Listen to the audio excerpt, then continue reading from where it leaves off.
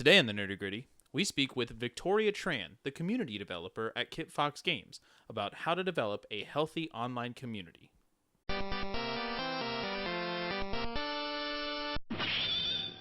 Hey guys, welcome back to the Nitty Gritty, where we delve deep into the details of pop culture. I'm Dez. And I'm Fox. Man, you got through that one. I did. That intro. It only took 2 tries. It was fine. Yeah, that's true. It's fine, and it came out right. So recently we talked about something, Fox.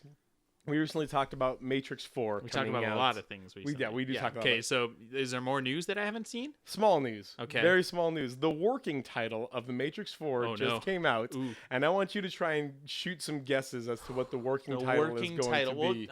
So, okay, I need some vague info. Some vague info. Well, no, here's the question I'm going to ask. Is it something you would say, oh, that could be the Matrix, or is it like some weird title that is nothing That's to not do what I'm asking you right now. I'm asking you, what would you I'm gonna go have with the working title for the Matrix? Return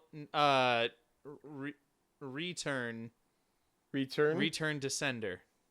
Oh, that's good. Return Descender. Going under. I would have done like Wi-Fi or just something really like simple but computer 4G LTE. more recent, but still the internet. Matrix 4K VR. Yes. Yeah. Matrix. This time Comcast is the evil villain. But they always have been. Yeah, no, turns out they were the machines. Matrix. This time we find out the ISPs started it all. What is the actual working title? Project Ice Cream. Why don't you tell me what you've been up to, Fox? Well, a few things. I mean, we just got back from PAX 6 days ago. This is a couple days, yeah. And so a few things. I've been really busy this week. But first big thing, I watched the extended version of Quentin Tarantino's Hateful Eight. Oh, that's done in it's like 4 hours. Oh yeah, almost. Right? It's like 3 hours and 45 minutes or something like that. Yeah, and it's in broken fact, in like 4. On Netflix, it's 4 episodes. Yeah. But like, if I've only seen Hateful Eight. I think I only watched it in theaters. I don't think I've seen it since then. And I couldn't tell you what wasn't in that one. Like, it just feels like the movie that Quentin Tarantino made, you know? But man, that movie is so good. Well, on my side of things, I mean, very, very much like Quentin Tarantino and very, very much in that style. Sure. I watched Pokemon Detective Pikachu. Yep. So it was good, and I enjoyed it. Overall, I would give it a 7. I honestly would, including my enjoyment of it, though. Sure. So it's one of those movies that if you're a Pokemon fan, you must see this movie. So one of the things we did at PAX, or one of the things I did, was play just a super easy beginners like demo for Final Fantasy XIV, and we got a code for free, a 1 month of like a subscription, and you just get the base game. You don't get any of the big expansions, but so I was like, might as well try it out, and I put it in there, put in my code, and I've been playing it. I think I'm like level 12. It's a MMO. Yeah. You haven't hit that grind and leveled like a madman. No, I don't really. I played MMOs basically like solo RPGs with a million quests. So it's fun. Yeah, that's really all I have to say about it. At the same time, you walked in when I was like, I had paused, but I have always wanted to like watch an anime. You know? Oh yeah, you were like but I've never really like I watched. What did I watch? No, I read mostly. I read manga, so like Naruto and stuff. But I've never really just sat down and like picked something and just started watching it. You're watching SAO, right? Never really watched it to an extent. I've seen lots of first episodes of things. And I was like, okay, I was looking on Netflix. What do you got? Oh, Sword Art Online. It's about being in an MMO. Yeah. Why not watch that while I'm playing an MMO? That's just poetic. And I've watched like 2 episodes and. It's an anime. I have to kind of get over like some of the dramatic stuff. I just have to tell myself it's anime. That's what it is. Anything else you've been? I started Carnival Row. My wife and I are 6 episodes into the 8-episode series of Carnival Row. It's an Amazon Prime show, original, starring Orlando Bloom. Okay. And other girl that I can't remember the name of right now. But is it Cara Delving? Yeah. Delving? Yeah, Okay, I think I saw an ad for this. So the premise of the show is it is Victorian world. So it's a fantasy world in itself. It's the 7th century of whatever world this is. So yeah. So I'm guessing it's an age of the 7th century of this age, whatever this age is. Okay. But in this fantasy world, they have like evolved and moved on, or I guess not evolved, but like progressed, and now instead of it being high fantasy, now it's a low fantasy world, but in the fantasy or in the Victorian times. I've played a little bit of Undermine, which is a game that we played at PAX. They were kind enough to give us a Steam code for it, and it's fun. It's difficult, but I'm looking forward to playing it more. Just wanted to shout it out. Like, I don't have a whole lot of experience with it yet, right? But it's well designed. One more thing, for me at least, we also got a game there. I got a game there called Chocobo's Crystal Hunt, and it's a very Chocobo's Crystal Hunt. If you couldn't hear over Dez's, stop it. It is a very simple card game in which you're essentially trying to collect a certain number of the right card. Go Fish, similar to that, but more in depth than that, but similar. Yeah, definitely more in depth. But I was just like impressed by how much fun we had. Anything else from you? Just playing more Bloodborne, which hopefully I'll start uploading soon. Please do. Yeah, I really need to start uploading. Put a death counter on. No. There. Please. I mean, please, sir. I could, except for the problem is that I edit when I die over and over again in the same area. Oh yeah. And so, number one, it would just be a hassle. Well, you can just skip forward and just add how many deaths. But it's just annoying to me because I'll do well and I'll do fine, and like I said, I'm finding it easier than I remember it. Sure. It's not easy. I'm not at all saying it's easy. It's easier than I remember it, that's for sure. But every once in a while there'll be a boss that I will die like 15 times to, and I'm just like, yeah. Hey, if it's me, 15 is like a good one. 15 is like, wow, I'm great at this boss. This game sucks. No, I was super happy because I just beat 2 bosses with 1 death in the most recent episode that I recorded. So yeah, I was a little over leveled, but that's fine. Oh, that's the only way to play video games. I think. I was sad that I couldn't really do that in Sekiro. One of the things that I enjoyed about like having played through it already and kind of being comfortable with it is I was able to beat the first few bosses pretty easily, and so I was able just to hold on to all those souls. Yep. And so I I leveled up pretty fast, and since then I feel like it's been a lot smoother going through it. And I already knew my play style, so I was able to level my character and like choose weapons that like really fit my play style. I just recently picked up Ludwig's Holy Blade. That one? Yeah, and so if you guys are listening, Holy Blade, Ludwig. And I should have used it the first playthrough, but it is so good, and it's probably my forever weapon. Cool. So cool. Congrats. We're probably an exclusive wieldership now. That sword found its home, found its forever home, and I'd love to see that. All right. Well, we've rambled on enough about a lot of fun things, but for now, let's get down to the nerdy gritty. Absolutely. Hey, but before we do that, we want to let you guys know that we really appreciate your support, but what you just heard before this was an edited version, and if you'd like to be able to support us a little bit more, if you really enjoy what we do and you'd love to support us, and you'd also love to hear an unedited version of our podcast, you can head over to our Patreon, and at our 2nd and 3rd tiers, you get an unedited version of our podcast, as well as all of our Patreon exclusive content. It's a relatively cheap thing. Right now it's about the cost of one full video game a year to be able to support us, and we really appreciate that. Or even at the $1 amount, you get all of our Patreon exclusive stuff. Like we just put up before this, we had put up our entire playthrough of Cadence of Hyrule before it came out on YouTube at all. Fox has been putting up a lot of his Final Fantasy X stuff there before it came out on YouTube at all. Wolfenstein Youngblood, that's up there too. I put a lot of demos that I play on there, almost pretty much exclusively. And then we've got some upcoming games that we're going to be putting up on there too. So yes, we'd love for you to go and support us there, but if you can't, we understand, and we love just having you listen to us, and as well as sharing this podcast on whatever platform that you listen to it on, liking it, rating it, whatever you can do there to show us that support. We thank you so much, guys, for everything that you do for us.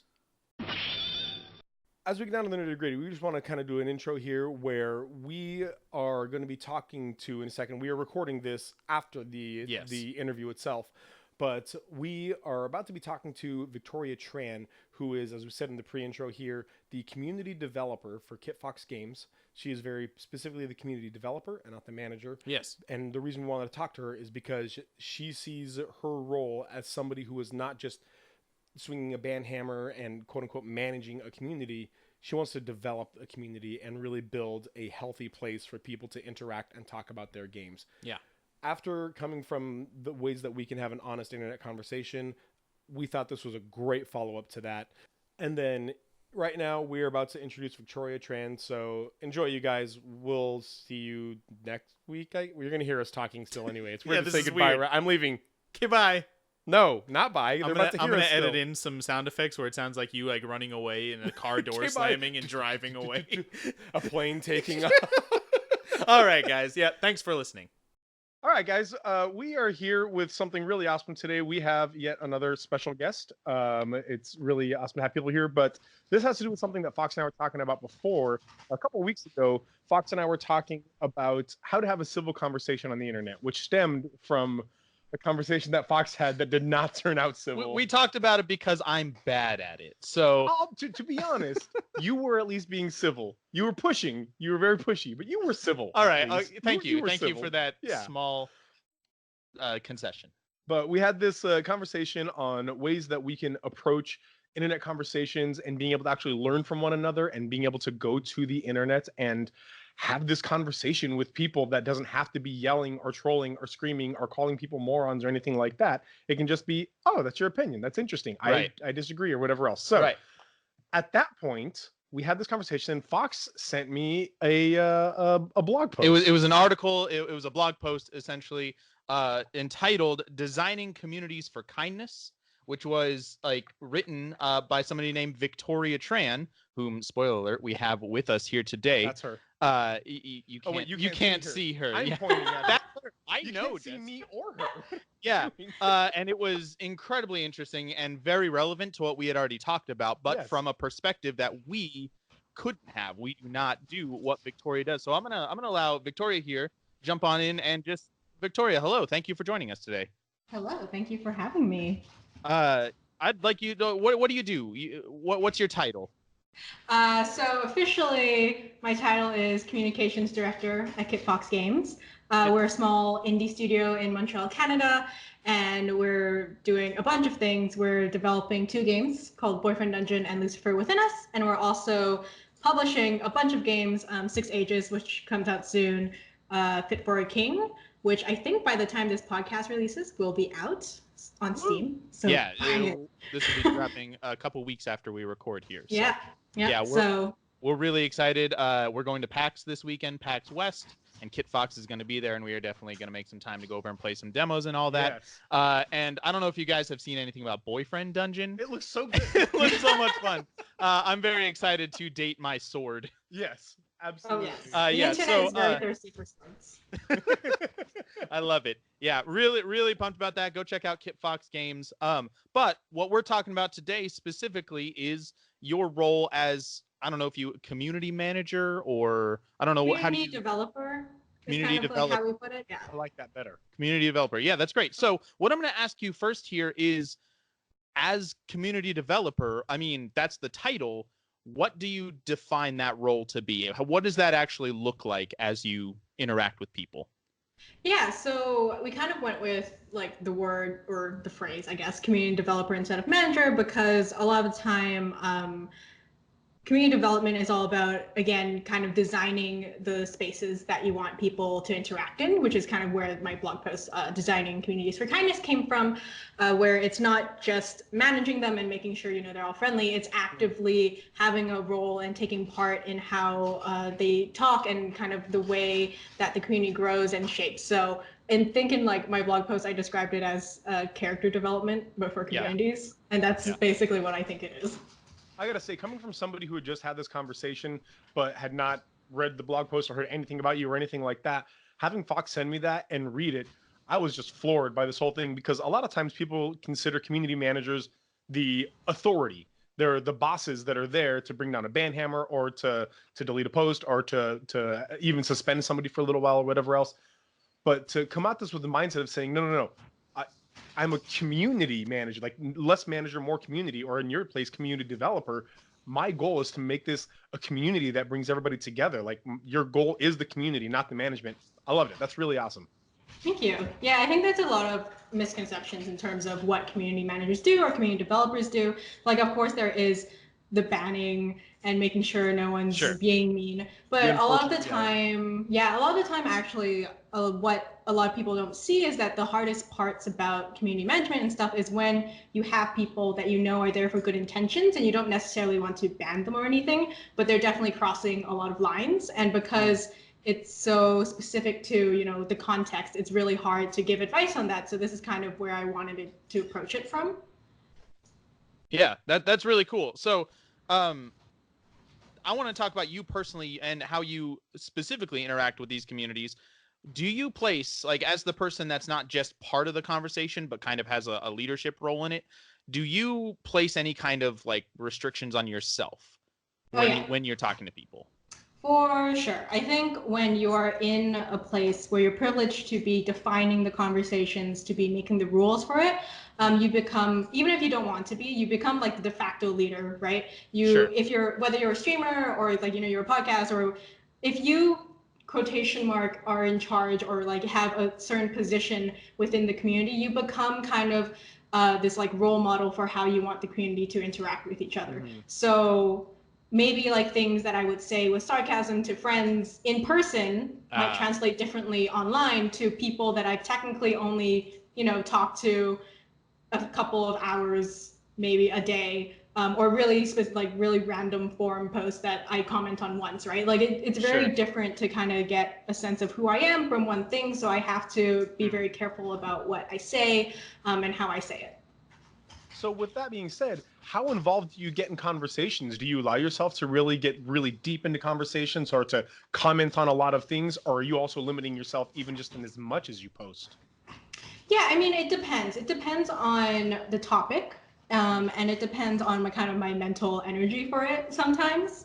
But I think even if you are quotation mark like holding yourself back, it doesn't mean you can't be a part of a conversation and, you know, contribute to it. It's just to be aware that no matter what you say, because of your position, you're going to have kind of like a bigger stake in the conversation. So people are you know, a lot of random people can say a bunch of things, but when you say something, you're saying it almost in an official manner. And especially as community managers or whatever, you usually represent a studio. So you're also taking on the voices for all of them, and you have to be very aware of that.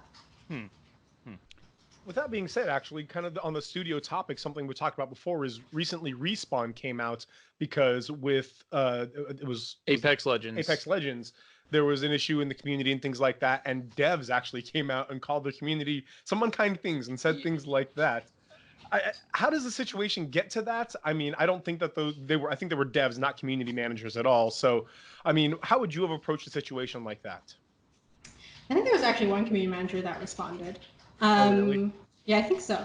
But anyways, it's a lot. It's difficult because it's really hard, I think, because game development is its own magic bubble of no one actually knows what goes on. And then the community side is like a bunch of people who are very emotionally invested in a game and have spent hours and money, and it's very frustrating to them when like something doesn't happen. It's hard because I think usually when you're in community management, you have to be able to see like quotation mark both sides of what's going on. I'm not exactly sure how I would have responded to it, to be clear. I don't play Apex. I'm not really a part of the community, so I don't want to comment on that. I have no idea what's happening. But that being said, I think from the dev side, there's a lot of frustrations because it's really hard to communicate what you do without maybe running into like NDA troubles or legal troubles, and kind of like seeing, because the things that stick into your mind the most are obviously the angriest comments and the worst comments, and the nice comments are obviously very nice, but you don't see them often, or, people are more like silent, they'll talk to their friends about, oh, did you see what this person said, that's terrible to say, but they won't post online because it takes a certain level of energy to post something online or to respond to someone. And usually anger is the one that gets through the most. Right. So it's a whole difficult situation. So at any point, if you want to interrupt me to get to your questions, no, that's fine. That's good. You can tell me to shut up. But he really prepared, and I feel like I'm stepping on him, so I don't want to. Classic. Yeah. Classic. I'm sorry. Classic us. No. So you did talk specifically though in your article, in your blog post about like seeing your community for what it is, and I would very much imagine that the boyfriend dungeon community compared to the Apex Legends community gonna have some differences in there. So what are ways that you measure a community? How do you, like, with your game or with your community itself, what are ways that you measure what style of community it's going to be? Yeah, so I think a huge misconception about communities is that, if you have like a zombie killing game, you're going to have the worst community base in the world. And in some ways, I think I don't think it's true, because I think the way you set up your communities will encourage different kinds of people to interact and kind of set the tone for how they interact with each other.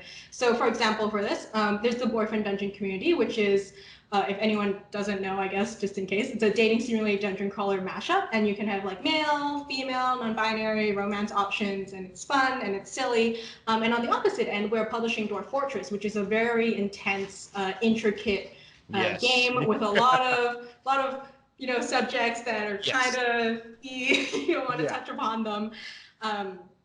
And when we were first introducing them together, I was super nervous because I was like, are they going to get along? Is it going to be okay?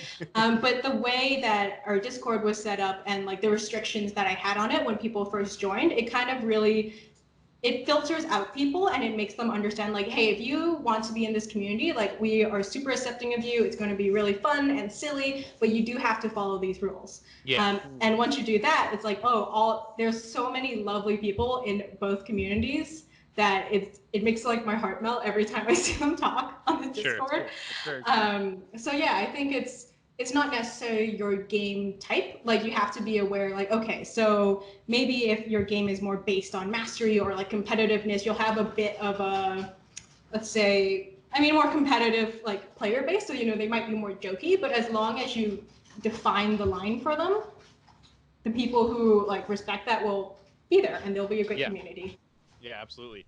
Now you mentioned you have a Discord, but I know you also oversee Twitter, Instagram, I believe, maybe another one. I'm not really sure. But you have these Facebook, sure. You have these various communities, which in modern culture, in our society, each one of them kind of has a different connotation, I think, to a lot of people. Facebook has a different social strata than Instagram or Snapchat or Discord for sure. So how do you? Is there a way that you kind of manage these individually or develop communities on these individually? Is there a way that you have to change your approach? Yeah, so this is actually more like a social media management thing, where different demographics live on different social media platforms and you want to appeal to either one of those.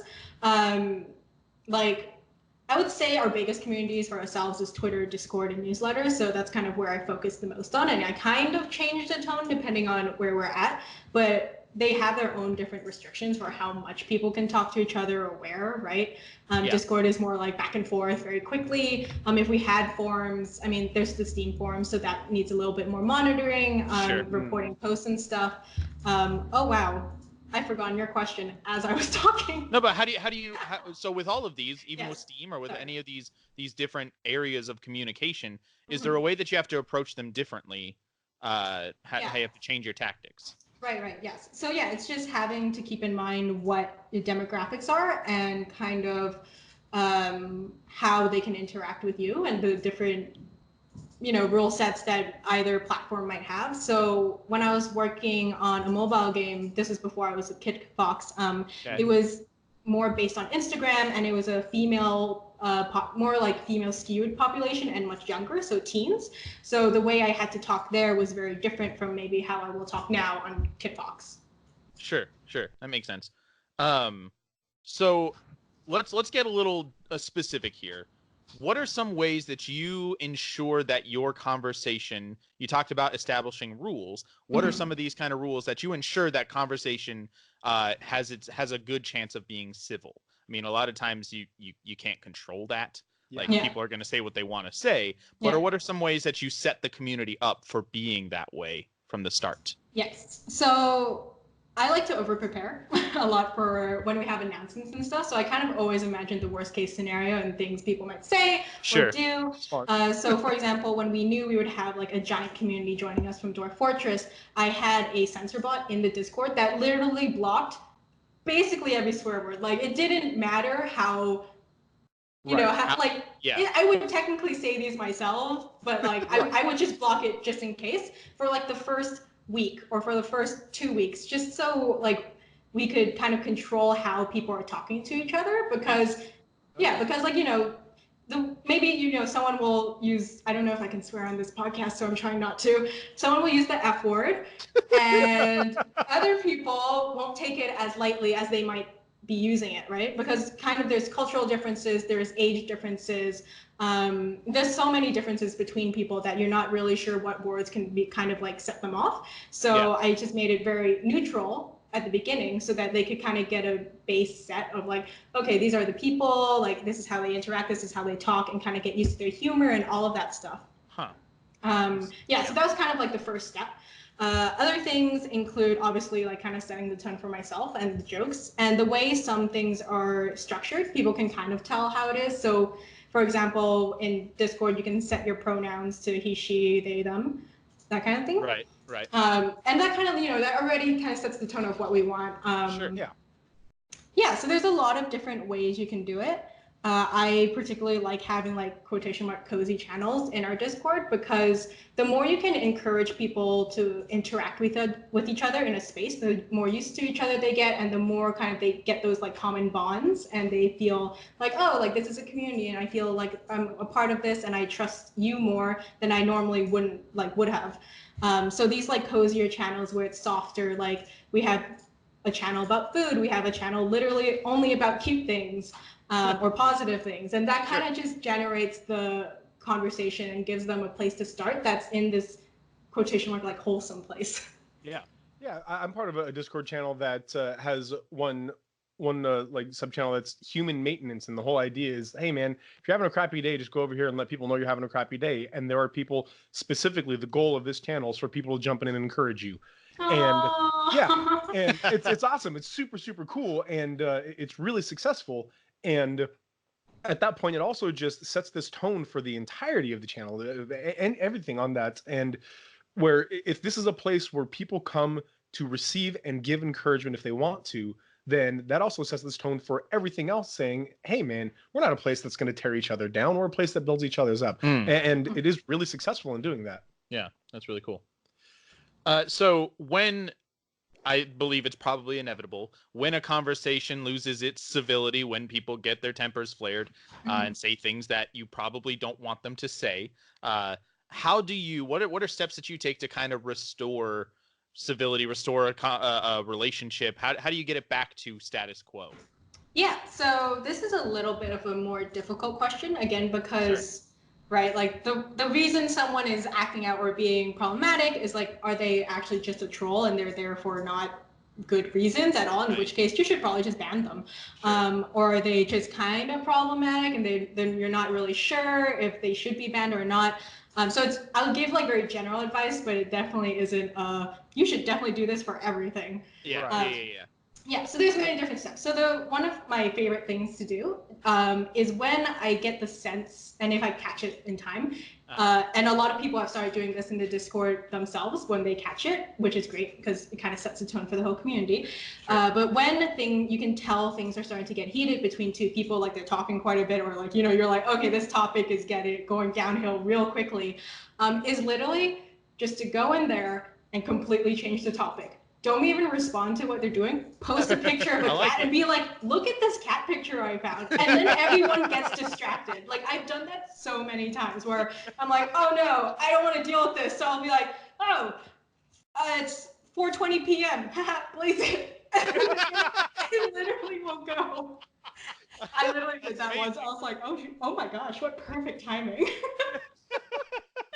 Oh, it's meant to be. That's amazing. You're also kind of giving away the secrets here. I'm so sorry. Yeah, no, it's okay.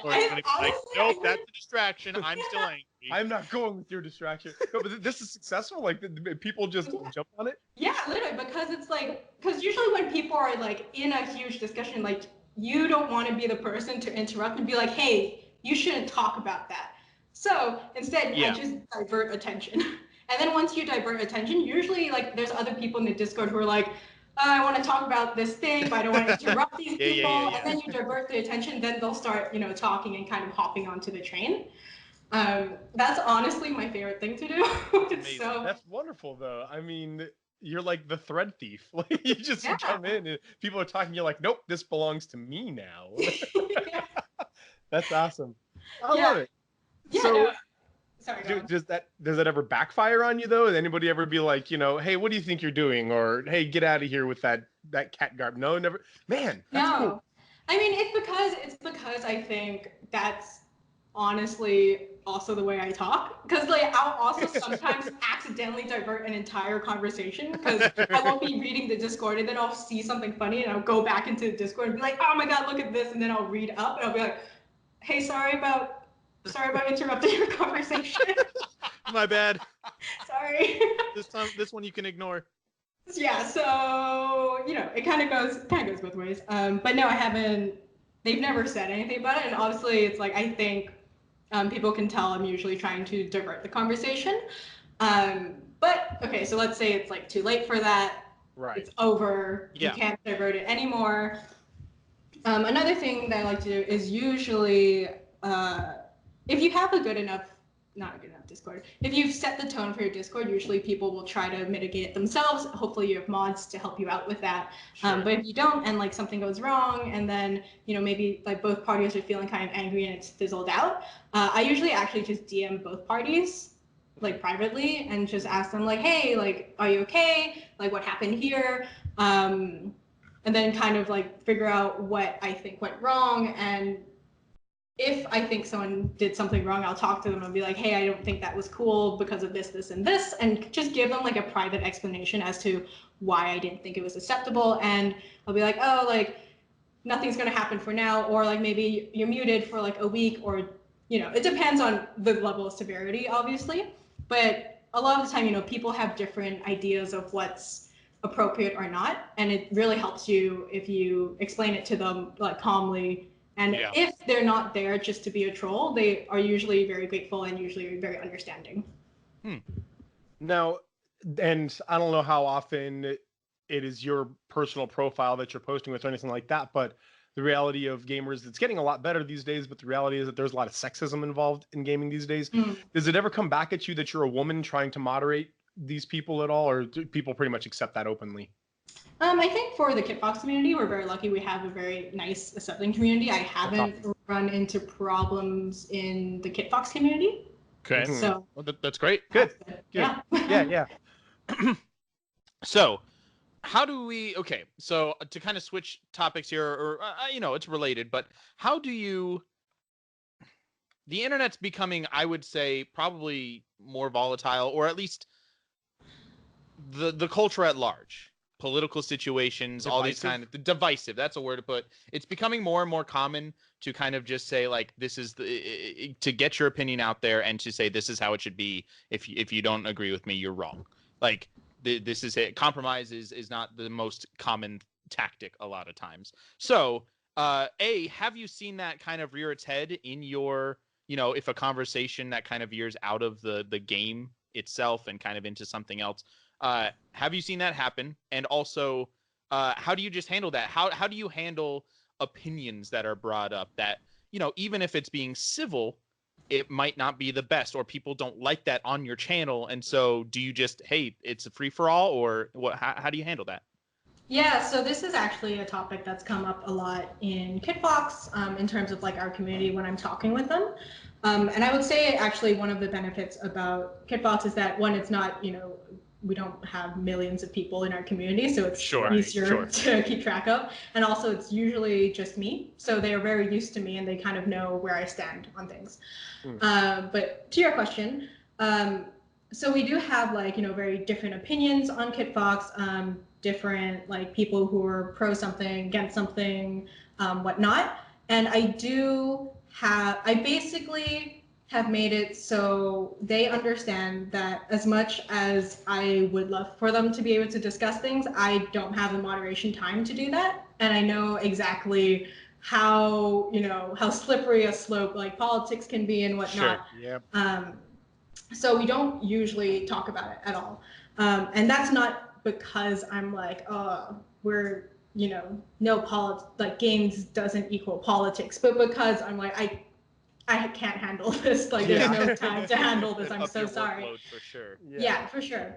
But I think like from the way we interact and like the way like my rules are set, it's pretty clear where we stand. But if people have different opinions, and they have had different opinions on like various other topics, not just politics and whatnot, they're allowed to talk about it. But usually I cut it off at a certain point where I'm like, okay, I think this is getting a little bit too out of hand. You're welcome to talk about it in your private messages, but within like the community space, probably not. Interesting. Is it ever difficult for you personally to see that person is spewing a bunch of stuff that I find not only do I disagree with, but also is pretty objectively offensive? But at the same time, even if they're bringing it like, what in the event that somebody's bringing something civilly, they're coming without vitriol, they're not necessarily, but what they're saying is not kind per se. You know what I mean? Like, how do you manage that type of stuff? Yeah, so with that kind of stuff, it's again difficult, but usually what I've done when the situation has arisen, and it has arisen before, is usually they'll say something and I'll be like, hey, to be perfectly clear, like, I don't agree with you, but I don't want to fall down the slippery slope because I don't think a gaming Discord is the best place to kind of reach any kind of, like good point, like discussion. And this is not what the point of a gaming Discord is. And like, you're not going to find whatever you were looking for here. So I'm going to stop the conversation. But if you need to talk to someone DMs about it and they're willing to do it, then you can do so. But that's not happening here. And I think that's the thing that I try to bring up a lot, is that above all, it's a gaming Discord, and it's not necessarily the place people go to for these kinds of discussions, but also, sometimes, especially in kind of the place that Kitfox has created, it's like a very low pressure, like wholesome space that I don't want people to feel like really like at edge when they're in the Discord. Yeah, absolutely. So you've been talking about a little bit how the community will sometimes like kind of take that role of moderating itself a little bit, even if they aren't specifically mods, like, is there, how do you find that happens naturally, or is there a way that you empower people? Hey, I want you to take this lead or take this role, or how does that happen? So this is kind of in my blog post, I talk about kind of creating the norms and like what's polite and what's not polite. And I think that kind of creates this kind of environment that people feel like either they can speak out or like, hey, maybe like calm down, let's not talk about this.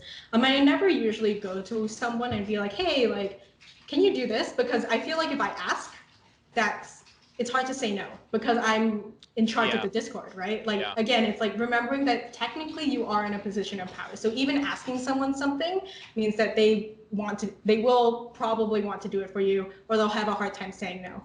Instead, usually what I've done before is usually when I see someone has done that, I will go out of my way to publicly be like, hey, thank you for doing that. I really appreciate that you answered this person's question, or like, oh, like, thank you for diffusing this situation, like that kind of thing. Just like when you being aware of what people are doing and being thankful for it.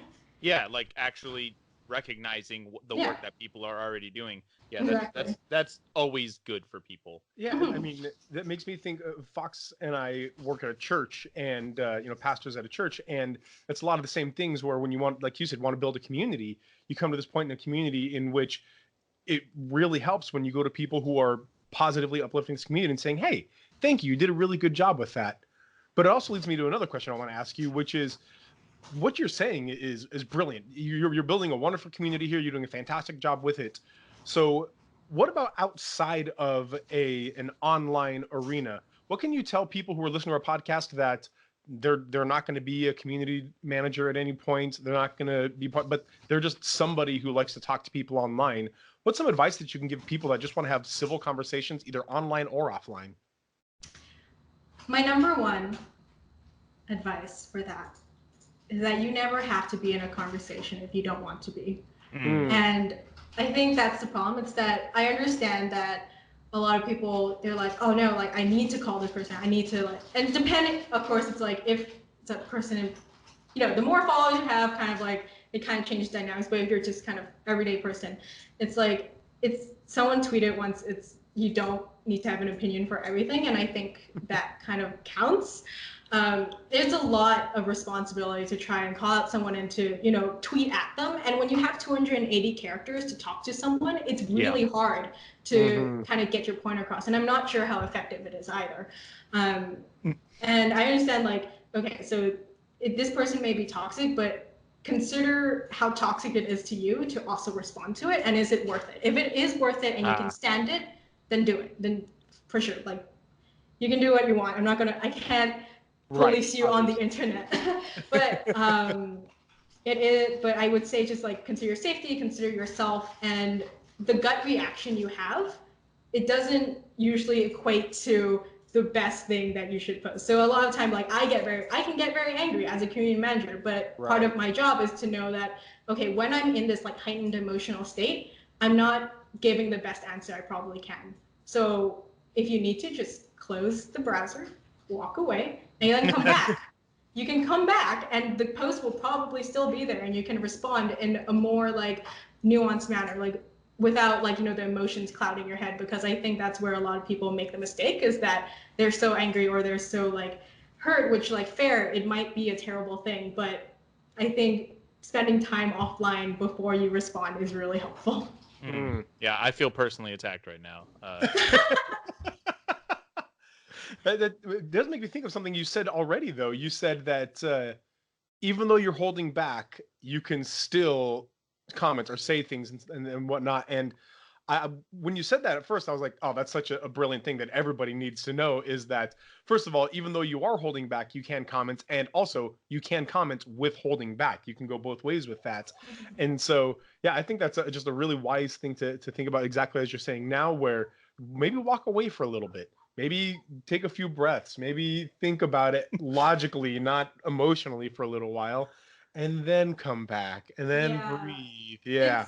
It's because you never can tell how someone's reading your comment online. Yeah. Like, honestly, when there's like this story of when we first hired our programmer, like we have a private like Slack channel, and he would talk with proper capitalization and periods, and I thought he was so mad at me. Because every time I talked to him, he would talk with proper punctuation. And I was like, I don't know what I'm doing wrong. I don't know why he doesn't like me. That is precisely me. I've had exactly that issue with people. So, I mean, I was youth pastor for years. And so I would text students back and forth, things like that. And exact same type of thing where I'm a grammar nerd. I literally read a book on how dictionaries are written. That's a true story.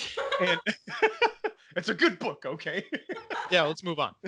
Anyway, and so I 100% will go in, always correct my punctuation, correct my spelling, make sure, give it a look over, then send it. And I would often have students be like, hey, are you okay? Like, is everything all right? And I'm like, oh, yeah, no, everything's cool. And they're like, all right, and I got to think, oh, it's just how I type, you know? Yeah. And so it's really weird, though, especially, I mean, it's got to be so difficult. So, in fact, this leads me to another question for you, though.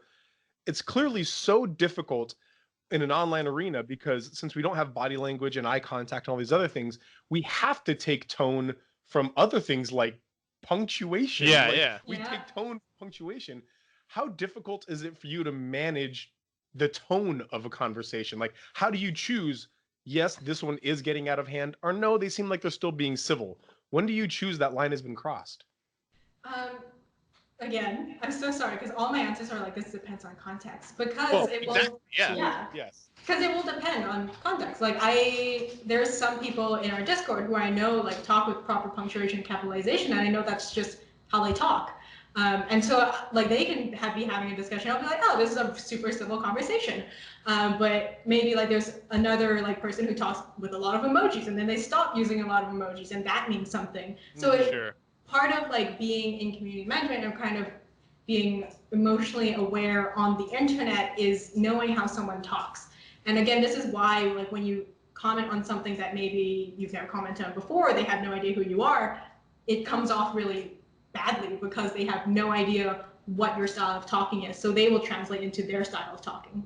Mm-hmm. Yeah, absolutely. That's got to be so rough. I mean, I don't envy you. Throughout this whole conversation, what has come back to me time and time again is like, you have to have you have to be familiar with the people you're talking to. Mm-hmm. Because the fundamental flaw of an internet conversation, or one of them maybe, is anonymity. If I literally don't know who you are, if I don't know anything about you other than the words you just said, then that's all I have to like. I don't know what emotional impact the thing that we're talking about has on you. If it doesn't, we were talking about this with the conversation that resulted in our previous episode about this. It was talking about Call of Duty and how there was. I don't need to get into details, but I have played the Call of Duty games, just like the main stories, but I am not a Call of Duty fan. Like that, those are games that I actively avoid, not because I think they're bad or anything. It's just not really my playstyle. Whereas I was probably talking with people who have played these their whole life. They are like like if we were talking about Final Fantasy X, I would be in their shoes, you know? And so I had to step back, or in retrospect should have stepped back and realized we're not coming at this from the same place. And it just comes to the point that if you don't know who you're talking to, if you're not familiar with the person or at least the community that you're a part of, then it's probably not going to go as well as it could have. So how much time do you spend getting to know your community? Like, there's got to be a lot of what you do that is obviously just general, the moderating side of it, or the managing side of it, whatever else, of saying that's, you know, too far, whatever else. But how much time do you actively spend getting in there and getting to know people, their heart, you know, who they are, and things like that? Like, how much time does that take from you? Yeah, so I mean, community is potentially, if you wanted to make it an infinite hour job, sure. It's really hard to keep to like a 9 to 5 and be like, I'm only on the internet from 9 to 5, right? But I'm lucky in that this is my job, right? To be in the community and to interact with them and to kind of get to know them. Obviously, I'm doing other things too, like I'm doing press, I'm doing other things, but potentially, like I will usually always have like Discord up. And I'm always reading it, even if I'm not responding. So I would say like every single day on my job, I'm usually reading how the Discord goes, or like how Twitter goes, or how the community is talking, because that's my job. For someone else who like maybe is a solo dev, or they don't have a dedicated community manager, like that's a little more difficult. And if you can hire a community person, that would probably be best. But I think just having like some sort of hub, because I think if you don't stretch yourself out too thin, so like if you just focus on Twitter or if you just focus on Discord, then you can get a really good sense of how your community is going and kind of just checking in on it every day, even if it's just for like 10 minutes to like scroll around, see what's happening. I think that can give you a really good sense of how the community is going. Just being aware of how it happens on the day-to-day. Woof. So, I mean, do you have to... let me rephrase that, because coming from somebody who knows what it's like to be in a place where you care about people and you want to check on these people often, do you choose to open up your phone and just check in on things at 10 p.m. or, you know, just or very first thing when you wake, you roll over, you get your phone, like just nothing happened overnight, right? Anything like that. Like, do you do that often, or have you learned to like limit yourself, or how do you handle that? Well, I'm trying. It's a work in progress. It's a work in progress. Sometimes I'm good at it. Sometimes I'm terrible at it. Yep. I think a lot of community people struggle with this. It's like, because honestly, like the community feels like my baby at this point, right? I care so much about them and I want them to be doing well that it's hard to not just check my phone and be like, okay, like is everything happening okay here? I turned off like Discord notifications on my phone because I was like, this is too much. I can't do it. Good for you. And I'm very lucky because I have a team that is very supportive of me, and they'll be like, well, like one time, my boss Tanya, she was like, "Oh, hey, did you see that thing over the weekend on Twitter?" I was like, "Yeah." She's like, "No, bad. You shouldn't be checking on the weekend." I was like, "No." That was a test, and you failed. I was tricked. So they're very like supportive of me like going out and not checking online, and they understand it's not the end of the world. But I know some people themselves, they don't have that kind of privilege, and I think that's the problem. Like a lot of the time studios don't understand community management or how like mentally like taxing it can be. And they want them to check on the weekends, they want them to check all the time, and you know, all that stuff. So I would say like if you're struggling with that, like for sure, if you can, just don't turn on the notifications on your phone. It's really tempting to. Like even just removing like the Twitter icon from my homepage so that I can't automatically like just click it was wild to me, because I would still open my phone and click the spot where that Twitter like icon was. Muscle memory. I know, I was like, oh, I didn't know I was doing that. The home screen on my phone is blank for that exact reason. Yeah, just like even like because like our job requires us to be online, it's really hard to be like, I need to remove like this off my phone. So even just removing it from your homepage, so you have to do some extra steps to get there, kind of makes you aware of what you're doing. And I think that really helps a lot for sure. That's probably great advice for everybody. Yeah, like, it's true. Whether you're part of a community or the manager of one, just like take some steps to limit your involvement there. Turn notifications out. Make it more intentional than automatic. Yeah.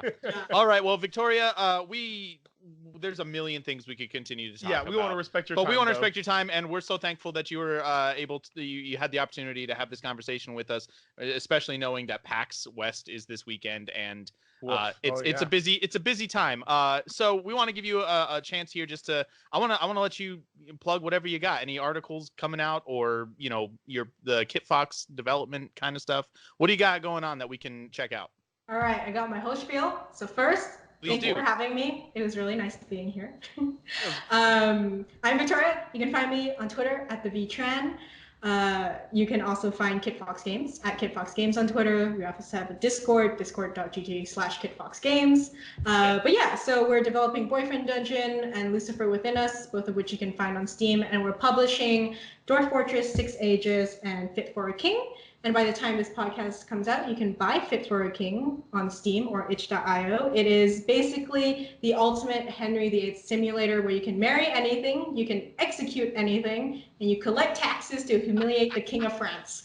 My wife will play that. Oh man, there's just been so many Henry VIII simulators, and none of them let me really become Henry VIII. You know, Exactly. I always feel like it. You know, I'm so happy that this is happening. Can I start my own religion solely based on the amount of women I want to marry? Yes, you can reform the dear church. You can reform the church, and you can marry the Bible, which was the first thing I tried to do. So.